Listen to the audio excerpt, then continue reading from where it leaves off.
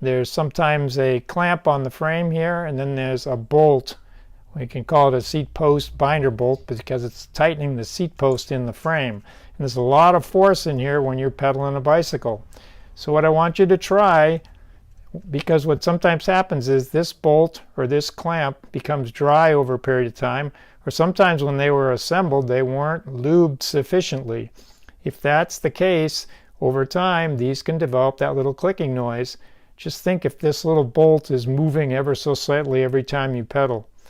So with your spray lube, I want you to lay your bike on its side. You can even lay it on one side, then flip it over, lay it on the other side, and repeat the process. And I just want you to take a little bit of this spray lube and put it on the side of the bolt. See how it foams up and sits on there? Because the bike's on its side, it can find its way in.